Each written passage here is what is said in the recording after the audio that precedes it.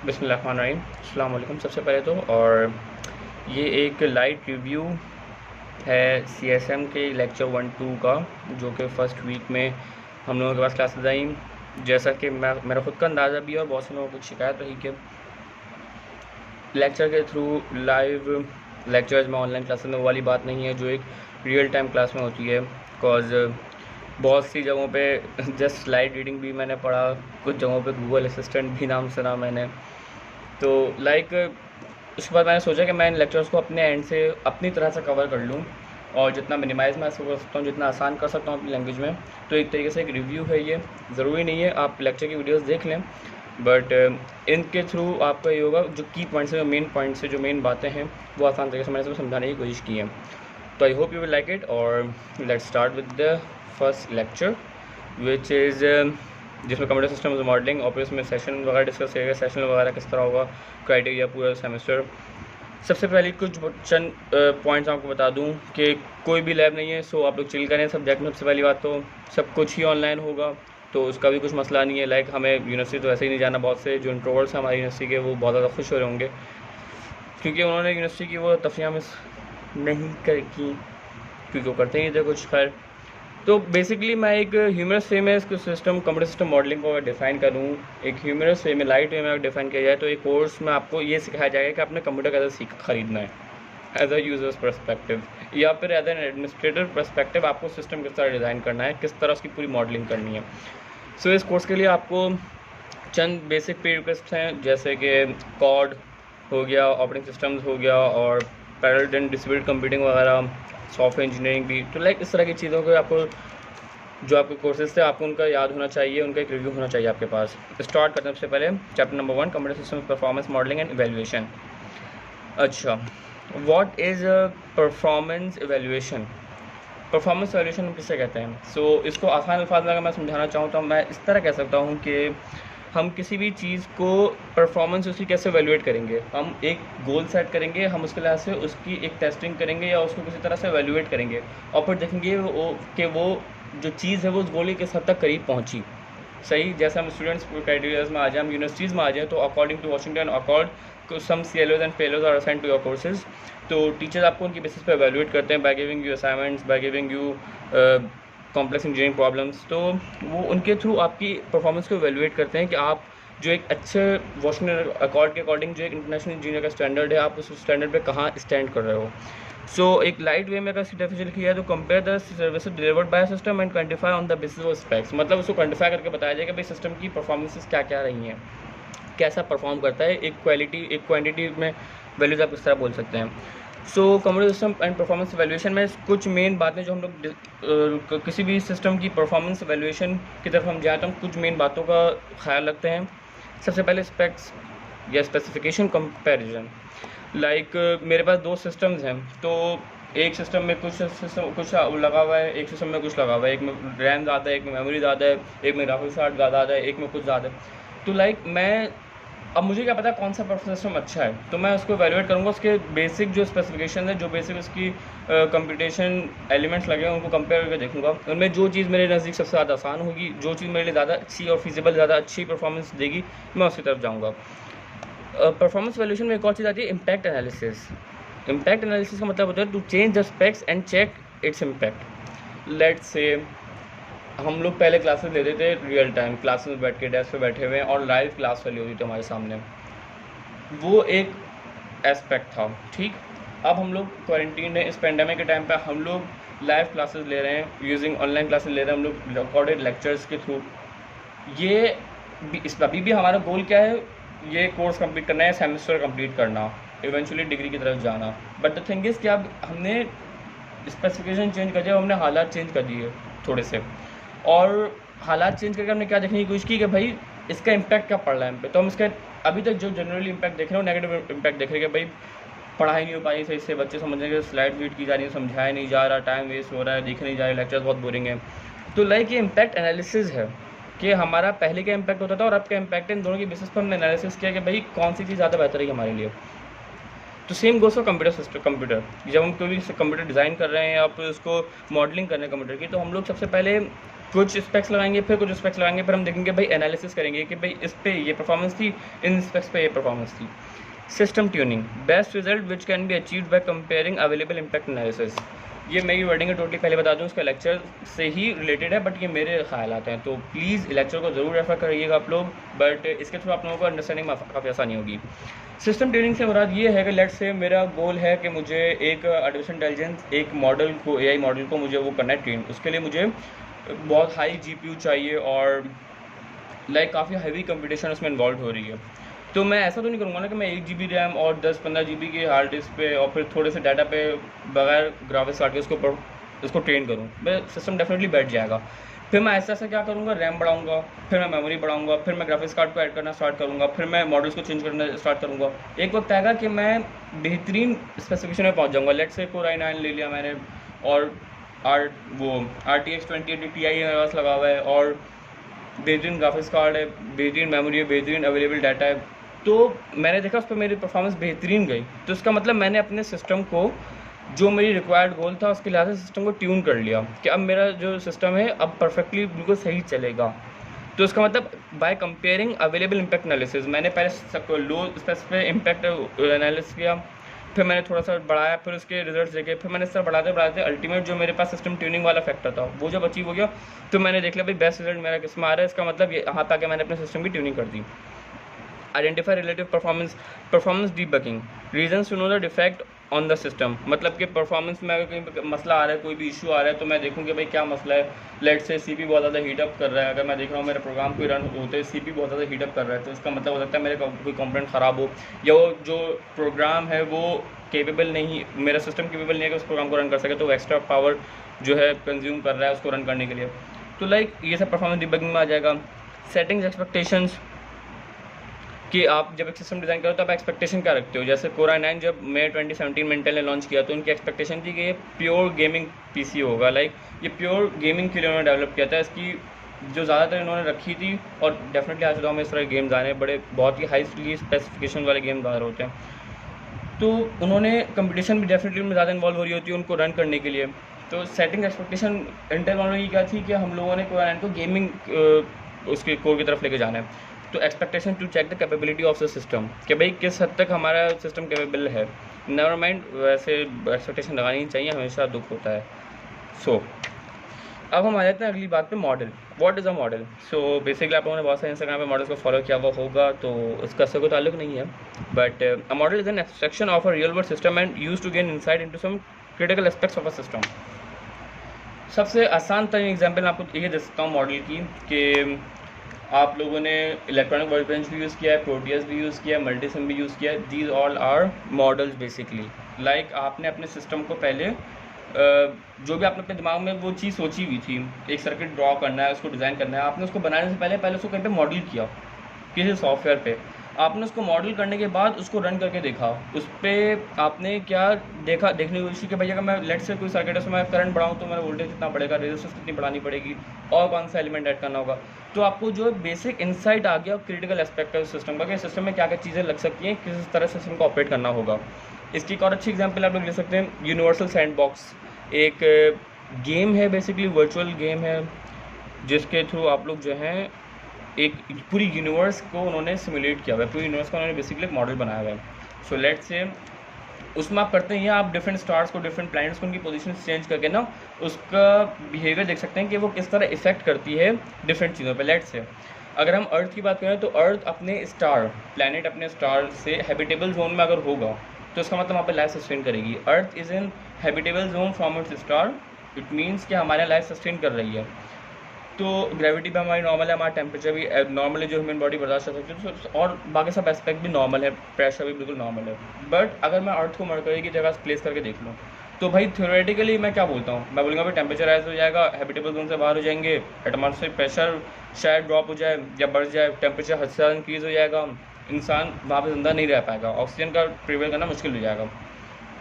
लेकिन ये तो थ्योरेटिकल है, तो मैं इसको दुनिया को असल में तो घसीट कर मरकर की तरफ लेकर नहीं जा सकता। इट मीन्स मुझे क्या करना होगा, मुझे कोई ऐसे सिमुलेशन टूल या कोई एक ऐसे मॉडल डिज़ाइन करके उसमें करके देखना होगा। तो यूनिवर्सल सैंडबॉक्स जो मैं जिसका जिक्र कर रहा हूँ एप्लीकेशन का, उसमें आप यही करते हो, आप स्टार्स को इधर उधर घसीटते हो, उनके इम्पैक्ट चेक करते हो कि उसमें ग्रेविटी का इम्पैक्ट पड़ा है, टेम्परेचर का इम्पैक्ट पड़ा है, प्रेशर का इम्पैक्ट पड़ा है। So this is the basically whole example of a model. आपने यूनिवर्स से एक मॉडल डिज़ाइन किया और आपने उस मॉडल के अकॉर्डिंग आपने उसमें क्रिटिकल एस्पेक्ट्स को समझा अपने यूनिवर्स से कि भाई अगर सूरज से करीब करोगे ज़मीन को तो शायद ग्रेविटी बढ़ जाए, कम दूर करोगे तो कम हो जाए, या सो ऑन, जो भी डिफरेंट रीडिंग्स होती हैं। So a model is an abstraction of a real world system used to gain insight into some critical aspects of a system. Models किस तरह के हो सकते हैं भाई? मॉडल्स फिजिकल मॉडल्स हो सकते हैं, मैथमेटिकल मॉडल्स हो सकते हैं, ग्राफिकल मॉडल्स हो सकते हैं। आप किसी भी चीज़ को ग्राफिकली रिप्रेजेंट कर सकते हो यूजिंग इक्वेशंस। आप मैथमेटिकल मॉडल्स भी उनके वो कर सकते हो, फिजिकल मॉडल्स भी आप उनके बना सकते हो हार्डवेयर पे basic. Victoria secret, sorry my bad, okay. Models बनाने के मेन मकासद क्या होते हैं? सबसे पहले अगर हम लोग फाइनेंशियल वैल्यूज़ की तरफ जाएं तो इकोनॉमिक कंसिडरेशन से मुराद के लाइक हर आप कुछ भी करो, आप सिस्टम की लैंग्वेज में बात कर रहे हो, आप कुछ भी करो, आपको तो फाइनेंस देखना है ना, आपने इंडियन पैसा देखना है, जब पैसा इन्वॉल्व हो गया तो ये तो एक कॉमन पॉइंट है, समझाने की ज़रूरत नहीं है। आप मॉडल क्यों डिज़ाइन करते हो? Evaluation of system performance under unusual scenarios. Let's say मैंने यूनिवर्सल सैंडबॉक्स क्यों डिज़ाइन करवाया डिज़ाइनर्स ने? इसलिए कि हम लोग बिहेवियर जज कर सकें ना, कि अनयूजुअल सिनेरियोज़ या अनरियल सिनेरियोज़ में हमारा जो सिस्टम है, हमारा जो मॉडल है, वो किस तरह ट्रीट करेगा, हम जो बेसिकली बनाना चाह रहे हैं वो ट्रीट किस तरह करेगा, तो उसकी एक बेसिक इंसाइट मिल जाए हमें। प्रेडिक्टिंग द परफॉर्मेंस ऑफ क्या लिखा था मैंने, एक्सपेरिमेंट और डिसीजन है वो। खैर इसमें आप लाइक मॉडल बनाने के अकॉर्डिंग क्या आप प्रिडिक्ट करते हो परफॉर्मेंस, एक सिस्टम की परफॉर्मेंस, जब उस पर एक्सपेरिमेंट्स परफॉर्म करते हो तो उससे रिजल्ट्स क्या आना चाहिए, आप उसको प्रेडिक्शन पहले मैथमेटिकली कर रहे हो, फिर आप उसको एक मॉडल में बना के करते हो, फिर आप उसको प्रूव करते हो हाँ भाई यही रिजल्ट आ रहा है, फिर आप जाते हो सिस्टम डिज़ाइनिंग की तरफ। Actually ranking multiple decision scenarios, मतलब कि आप फिर जो हो रैंक करना स्टार्ट कर दोगे, लेट से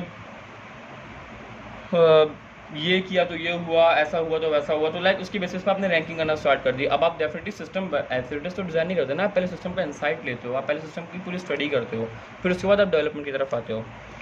ओके सो अब हम आ जाते हैं डिफरेंट मॉडलिंग टूल्स की तरफ। तो एनालिटिकल मॉडलिंग टूल्स हमारे पास हैं सिमुलेशन मॉडलिंग टूल्स, अभी इन दो की हम बात करते हैं। तो एनालिटिकल मॉडलिंग टूल्स की अगर हम बात करें तो एनालिटिकल मॉडलिंग टूल्स बहुत ही सिंपलर सॉल्यूशंस और बहुत ही सिंपलर सिस्टम्स के लिए डिज़ाइन किए जाते हैं।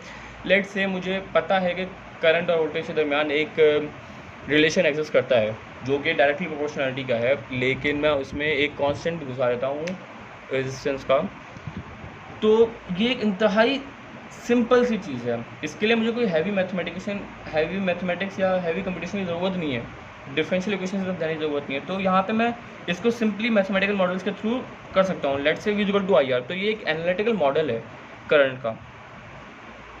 इसका सबसे बड़ा फ़ायदा क्या होता है? लो कॉस्ट होता है, because basically mathematical model highly flexible, क्योंकि आप दैट्स एक बहुत ही स्मॉलर चीज़ से स्टार्ट कर रहे हो, तो आप उसको कुछ भी शेप दे सकते हो अपनी मर्जी की, किसी भी डायरेक्शन में लेके जा सकते हो, तो हाईली फ्लेक्सिबल होता है।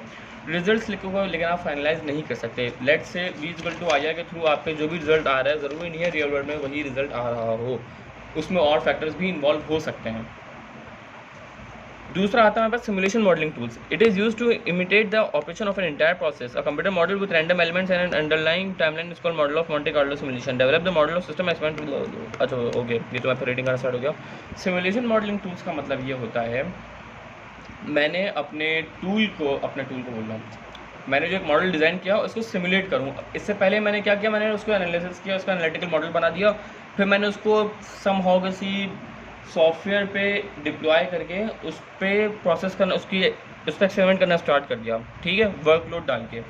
इससे मैंने उस सिस्टम का बिहेवियर लेना स्टार्ट किया। तो सिमुलेशन मॉडलिंग टूल में आप लोग यूनिवर्सल सैंडबॉक्स एग्जाम्पल ले सकते हैं, और अपना अल्लाह भला करें इलेक्ट्रॉनिक वर्कबेंच और एक और चीज़ है प्रोटियस, जितने भी ये सर्किट सिमुलेटर्स हैं, ये सब जो हैं मॉडलिंग टूल्स में आ जाते हैं, क्योंकि इसमें आप सिमुलेशन ही जो कर रहे हो, इसमें आप क्या कर रहे हो, इसमें आप पूरा सिस्टम डिज़ाइन करने के बाद उसको टेस्ट करके देख रहे हो, लेकिन आपने सिस्टम एक्चुअली डिज़ाइन नहीं किया, उसको सिर्फ मॉडल किया है अभी, सही है। अच्छा, ये use to study memory system behaviour due to high degree of flexibility to study the impact on performance. ये बेसिकली ओवरऑल सिस्टम की परफॉर्मेंस पे क्या इम्पैक्ट पड़ रहा है वो देखने के लिए डिज़ाइन किया जाता है। अब अगर हम एनालिटिकल और सिमुलेशन की तरफ जाएं तो फ्लेक्सिबिलिटी में एनालिटिकल ज़्यादा है, simulation as compare to analytical कम होता है। बिकॉज इसमें आप एक सिस्टम पूरा डेवलप कर देते हो ना यूजिंग ए सॉफ्टवेयर। कॉस्ट में देखा जाए तो एनालिटिकल की कॉस्ट से कम होती है, सिमुलेशन की कॉस्ट थोड़ी ज़्यादा होती है। रिजल्ट देखे जाए तो रिजल्ट दोनों के काबिल कबूल नहीं होते, but as compare to analytical simulation के रिजल्ट थोड़े अच्छे होते हैं। टेस्ट बेड इससे बेहतर तो आपको कुछ समझा नहीं सकता। मतलब मैंने 4th सेमेस्टर में एक कोर्स था सिग्नल सिस्टम, उसमें मैंने 6,000 6,500 रुपये ज़ाया करके एक बहुत खूबसूरत सा प्रोजेक्ट बनाया 20 नंबर के लिए। उसका टेस्ट बेड ही मैंने बनाया, तो मुझे पता है टेस्ट बेड क्या होता है। Test bed is basically a hardware software based prototype of your actual system.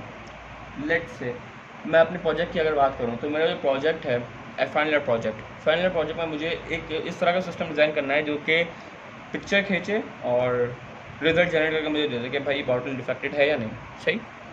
The problem is this कि ये तो मैं फाइनली इंडस्ट्री के लिए बनाना है तो वो तो एक हैवी कॉस्ट के साथ हो जाएगा, लेकिन मुझे इंडस्ट्री में प्रेजेंट करना है, इसके एक प्रोटोटाइप भी तो दिखाना है। तो उस प्रोटोटाइप के लिए मैं क्या करूँगा, उससे टेस्ट बेड डिफाइन करूँगा, टेस्ट बेड डिज़ाइन करूँगा।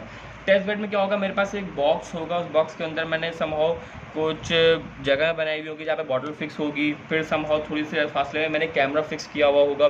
लाइक मैंने उस सिस्टम का ना एक हार्डवेयर बेस्ड प्रोटोटाइप डिफाइन कर दिया, उसको टेस्ट बेड कहा जाता है। Operation analysis, direct measurement. Operation analysis का मतलब ये है कि आपने टेस्ट बेड बना लिया, आपने फाइनल सिस्टम भी डिज़ाइन कर दिया। फाइनल सिस्टम डिज़ाइन करने के बाद अब आपने एक्चुअल सिस्टम पे एक्सपेरिमेंट करना है, उसकी वैल्यूएशन चेक करनी है, उसमें जो है डिफरेंट चीज़ें करनी है जिसके थ्रू आप ये देख सको कि भाई आपका मेन सिस्टम पे अब क्या इफेक्ट पड़ रहा है। लेट्स से मैंने एक सर्किट डिज़ाइन किया इलेक्ट्रॉनिक वर्क बेंच पे, मैंने उसमें या फिर मल्टी सिम पे मैंने उसका वोल्टेज बढ़ा के देखा, तो मैंने देखा भाई 5 वोल्ट से 10 वोल्ट अगर मैं कर रहा हूँ तो मुझे रेजिस्टेंस बढ़ानी पड़ेगी वरना मेरा सर्किट जल जाएगा। तो मैं क्या किया, मैंने पूरा सिस्टम डिज़ाइन करने के बाद अब मैंने 5 वोल्ट से उसको 10 वोल्ट किया, तो मैं अब देखूंगा कि भाई मेरा सर्किट जल रहा है या नहीं, या वो जस्ट सिमुलेशन में वो कुछ एरर दिखा रहा था।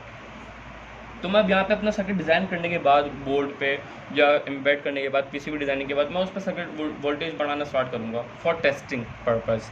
और मैं देखूंगा उसमें भी अगर बढ़ रहा होगा तो उसका मतलब मेरी सिमुलेशन में सही गलती आई थी कि वो जलना चाहिए, अगर नहीं जल रहा तो उसका मतलब मेरी सिमुलेशन मॉडलिंग में कहीं गलती आई, कहीं मिस्टेक हुई होगी। अच्छा, एमुलेशन क्या होती है? Allow program to run on platform other than the one for which they were originally developed is called emulation. Simple PUBG emulator, PUBG is design for basically for PC, but फिर उसके बाद उसका Android version बनाया गया, लेकिन हमारे क्या आवाम बेवकूफ़ है, वो अभी तक पीसी पे पबजी के एमुलेटर के थ्रू खेलती है। ये गैरत तीन लोगों को कि ये लोग जो है स्टीम से ओरिजिनल वर्जन ख़रीद लो मुझे भी दे दें, बट नहीं, वो पीसी पे एमुलेटर ख़रीद के खेलना है कुछ लोगों ने। माशाल्लाह हमारे सीआर साहब हैं, वो एमुलेटर लेकर आते थे, ऐसा कुत्ता प्लेयर आते हैं ना, ठोक देते हैं। खैर, अब हम आए थे लेक्चर नंबर 2 पे, टाइप्स ऑफ मॉडल्स। अच्छा, इससे पहले हमने मॉडलिंग टूल्स की बात की, हम बात करते हैं टाइप्स ऑफ मॉडल्स की। तो भाई हम लोग अगर बात करें तो इंस्टाग्राम पे भी होती हैं, विक्टोरिया सीक्रेट की भी कुछ हैं, आईजी मॉडल्स भी होती हैं और बहुत सारी होती हैं। खैर, कंप्यूटर की लैंग्वेज में अगर बात की जाए तो हमारे पास कुछ चीज़ें हैं। Dynamic model that evolves with the time. और अच्छा, ये जो है मिस की स्लाइड से भी अगर आप लोग मिस की स्लाइड में जो आए हुए हैं आपसे उसका ये वाला एक चीज़ पढ़ लें तो भी आप लोगों को पूरा समझ में आ जाएगा, इसमें कोई ऐसा बात नहीं है। हाँ, ये है कि थोड़ा सा मैं आपको समझा दूँ डिटर्मिनिस्टिक और स्टोकेस्टिक का। डिटर्मिनिस्टिक में कोई रैंडमनेस नहीं होती है उस मॉडल में, वो हमेशा कांस्टेंट रिजल्ट देगा। लेट्स से मैंने एक सिस्टम डिज़ाइन किया जो कि मुझे सिर्फ ये बताएगा कि लाइक मैंने जो डाटा इनपुट एंटर करूँगा तो उसके बेसिस पे येस और नो का जवाब देगा। तो ये डिटर्मिनिस्टिक मॉडल है, इसको पता है इसको येस और नो में जवाब देना है, इसको थर्ड कोई जवाब नहीं देना। स्टोकेस्टिक में प्रेडिक्शन इन्वॉल्व हो जाती है, ये बेसिकली फाइनेंशियल मॉडल्स में यूज़ होता है। वेरिएबल होते हैं और रैंडमनेस इसमें बहुत ज़्यादा होती है। कंटिन्यूस मॉडल की तरफ आ जाए, system state that change continuous can be describe by differential equations. अब इसमें हम लोग हैवी कंप्यूटेशन इन्वॉल्व हो जाती है। भाई लेट से सिंपल जो मेरा वो है S=VT, तो इसमें ऐसा क्या है S=VT मतलब या V=S/T, सिंपल डिस्टेंस को टाइम से डिवाइड कर दिया, वेलोसिटी आ गई। लेकिन अब मुझे एक्सेलरेशन निकालनी है तो मैं क्या कहूँगा, वेलोसिटी को डेरिवेट करूँगा तो मेरे पास एक्सेलरेशन आएगी। मतलब मेरे पागल कुत्ते ने काटा, मैं डेरिवेट करूँगा, मैं ये नहीं करूँगा जो वेलोसिटी आई है उसको डिवाइड बाय टाइम कर दूँ और एक्सेलरेशन निकाल दूँ, मैं ऐसा नहीं करूँगा। लेकिन मुझे कुत्ते ने काटा हुआ है तो मैं डिफरेंशियल इक्वेशन की तरफ जाऊँगा। ये मेरा बड़ा खूबसूरत सवाल है। खैर जस्ट किडिंग। कंटिन्यूस की एग्जांपल हम लोग ले सकते हैं amount of liquid in tank and its temperature. इसकी और अच्छी एग्जांपल है एक्वा एग्रो का जो डॉक्टर फॉरम ने डेवलप किया है, वो बेसिकली कंटिन्यूस मॉडल है। उसमें कंटिन्यूसली आपके पास सॉइल आ रही है, टेम्परेचर आ रही है, ह्यूमिडिटी आ रही है, उसकी बेसिस पर डिसीजन ले रहा है, उसकी बेसिस पर आपको बता रहा है। तो कंटिन्यूस मॉडल है, उसका डाटा चेंज हो रहा है। Discrete system that remains unchange for some time. ज़रूरी नहीं है कि बिल्कुल ही अनचेंज रहे, पीरियडिकली चेंज होगा, कुछ टाइम बाद चेंज होगा, हर वक्त नहीं चेंज होगा। For example number of customers in office. आप ये कह सकते हैं, आप नादर के ऑफिस में गए, आपने अपना शनाख्ती कार्ड बनाया, अब आपको जो टाइम पीरियड लग रहा है, उसके बाद फिर कस्टमर चला गया, फिर आ रहा है, थोड़ी देर बाद दूसरा कस्टमर आ रहा है, वो टाइम ले रहा है, फिर तीसरा कस्टमर आ रहा है। तो लाइक इसमें ये तो नहीं हो रहा ना कि कंटिन्यूसली कस्टमर्स आए जा रहे हैं। हो सकता है बीच में गैप्स आ रहे होते हैं, बीच में कस्टमर्स नहीं आ रहे होते, बीच में ऑफिस भी बंद हो जाता है। तो this is a discrete model. अच्छा, मेट्रिक बहुत अच्छी हम सब ने पास किया था 2014 में मोस्ट प्रोबेबली, और बहुत ही अच्छे याद हमारी है वाबस्ता स्कूल की। खैर मेट्रिक, हम बेसिकली इंसान बहुत ज़्यादा मटेरियलिस्टिक है, जो हम हर चीज़ को वैल्यू के अंदर जो है तोलते हैं, वैल्यू के अंदर उसको डिस्क्राइब करते हैं, उसको क्वान्टिफाई करते हैं। तो basically metric is basically actual value to describe a performance of any system of any thing.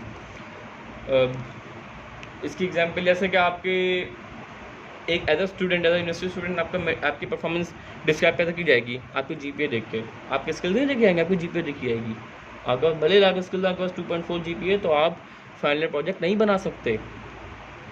लेकिन अब भला कोई स्किल हो, लेकिन अगर आपके पास बहुत अच्छी जीपीए और आपको स्किल नहीं आता, तो भैया आप फाइनल प्रोजेक्ट बना लोगे। ये मेट्रिक है according to our university. Sad. Metric दो तरह के होते हैं, सिस्टम ओरिएंटेड और user oriented. System oriented from system administrators perspective, वो मेट्रिक्स या वो मेजरमेंट जो एक सिस्टम एडमिनिस्ट्रेटर सिस्टम डिज़ाइन करते वक्त अपने जहन में रखता है, उसकी परफॉर्मेंस को मेजर करने के लिए, अपने सिस्टम की परफॉर्मेंस को मेजर करने के लिए। उसमें दो चीज़ें आ जाती हैं, थ्रूपुट और रिसोर्स यूटिलाइजेशन। थ्रूपुट कहते हैं ये is the productivity of system, मतलब कि आपका थ्रूपुट कितना है, आपका आउटपुट कितना ज़्यादा जल्दी आ रहा है, कितना आउटपुट आपका आ रहा है actually. Resource utilization indicates the fraction of time the resource is busy serving request. Let's say resource utilization में और भी चीज़ें आ जाती हैं कि आपने लेट से बहुत सारी रिसोर्सेज दी, उनमें से कितनी यूटिलाइज हो रही हैं, किस सीन पे यूटिलाइज हो रही हैं, कितना एफिशिएंटली यूटिलाइज हो रही हैं, कितना ज़्यादा कितने ज़्यादा उनका यूजेज हो रहा है। तो इसके लिए एक फैक्टर निकाला जाता है रिसोर्स यूटिलाइजेशन का, रो। इसका फॉर्मूला होता है number of busy upon number of all. अब इसमें आप number of busy processor upon number of all processor भी ले सकते हो, इसमें number of busy memory upon number of overall memory भी बोल सकते हो। तो लाइक ये फैक्टर ना हमेशा छोटा होना चाहिए, ये फैक्टर हमेशा 1 से बहुत ज़्यादा छोटा होना चाहिए। लाइक 0.1 से लेकर 0.5 तक हो तो वेल एंड गुड, अच्छा है। क्योंकि जितना ज़्यादा हाई होगा ना फैक्टर, लेट से मेरे पास 100 रिसोर्सेज हैं, उनमें से 94 बिजी हैं, 0.94, इसका मतलब मेरा सिस्टम बहुत ज़्यादा परफॉर्मेंस, बहुत ज़्यादा यूज़ हो रहा है मुझसे, रिसोर्स यूटिलाइजेशन सही नहीं हो रही। जितना ज़्यादा वैल्यू होगी मेरी रो की, परफॉर्मेंस बॉटलनेक आएगा मेरे पास, मेरी परफॉर्मेंस में फिर मसले आना स्टार्ट हो जाएंगे। बॉटलनेक का कॉन्सेप्ट वैसे आप लोगों को पता हो। तो एक सिस्टम के एडमिनिस्ट्रेटर के पर्सपेक्टिव से आपके पास दो चीज़ें होनी चाहिए कि थ्रूपुट कैसा दे रहा है और उसकी रिसोर्स यूटिलाइजेशन कैसी है। Secondly, user oriented from users perspective. User oriented matrices क्या होंगे? जो यूज़र के पर्सपेक्टिव से होंगे। अब यूज़र क्या देखता है? According to this response time और वर्कलोड है, लेकिन हम लोग तो भाई देखते हैं भाई अच्छी मेमोरी लगी हो, अच्छा कोड्स हो और अच्छा ग्राफिक्स कार्ड हो, उसमें गेम्स चल सकें और भी अच्छी चीज़ें हो सकें। लेकिन हम लोग क्या कहते हैं, हम लोग रिस्पॉन्स टाइम के भाई हमारे प्रोग्राम का रिस्पॉन्स टाइम कैसा रहा, हम जो भी उससे काम करवाने वो कितनी तेज़ी से हमारा सिस्टम रिस्पॉन्स करता है। वर्कलोड के अंदर आए थे।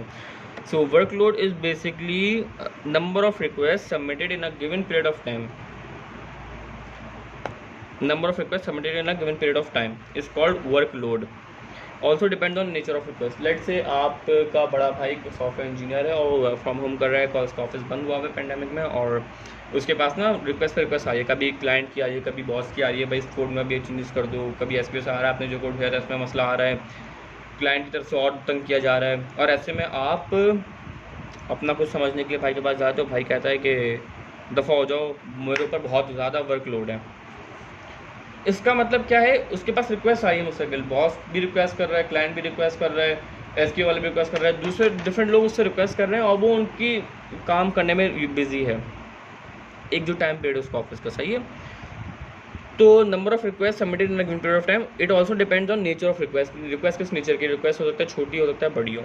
अच्छा, ड्यूरेशन क्या है? Duration requires systems to queue up the requirements and perform them as resources become available. Duration हम उस टाइम को बोलेंगे जिस टाइम में सिस्टम तमाम रिक्वेस्ट को एक लाइन अप करेगा, क्यू बनाएगा उनकी, और उनको जो जॉब्स है, जो भी प्रोसेसेस हैं, उनको एग्जीक्यूट करना स्टार्ट करेगा with the availability of resources. जैसे रिसोर्सेज अवेलेबल होना स्टार्ट होंगे उनको प्रोसेस करना स्टार्ट कर देगा। It could be endless with the load continuously refresh और कम अप। लेट से आपका भाई अब फ्री हो गया, आपका भाई का ऑफिस टाइम ख़त्म हो गया, सही है, बट स्टिल उसका बॉस उसको तंग कर रहा है, स्टिल उसके पास वो मैसेज आ रहे हैं, टाइम ख़त्म हो गया, लेकिन क्या है, लोड मुस्तकिल बढ़े पे बढ़े जा रहा है, कंटिन्यूसली रिफ्रेश हो रहा है, कम अप, तो इसलिए वो अभी भी वर्कलोड में फंसा हुआ, ड्यूरेशन उसको अभी भी लग रही है।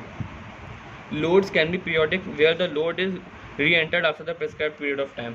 लोड्स पीरियोडिकली भी आ सकते हैं, लोड्स अनपीरियोडिकली भी आ सकते हैं, इसमें ऐसा कोई बात है नहीं। अब जब हम वर्कलोड की तरफ आते हैं तो हमें दो तरह के पैरामीटर्स का ख्याल रखना पड़ता है एज अ सिस्टम डिज़ाइनर। कुछ पैरामीटर्स होते हैं उनको हम कंट्रोल कर सकते हैं, कुछ होते हैं जो अनकंट्रोलेबल होते हैं। कंट्रोलेबल पैरामीटर्स कौन से होते हैं? वो पैरामीटर्स जो कि सिस्टम डिज़ाइनर या एडमिनिस्ट्रेटर कंट्रोल कर सकता है। जैसे कि मैंने सिस्टम डिज़ाइन किया तो मैं कौन से शेड्यूलिंग प्रिंसिपल लगाऊंगा, किस तरह प्रोसेसेस को जो है रन करूँगा, किस राउंड रॉबिन फैशन में रन करूँगा, या फिर कौन सा मैं उसमें ट्री लगाऊंगा, कौन सा एल्गोरिथम यूज़ करूँगा।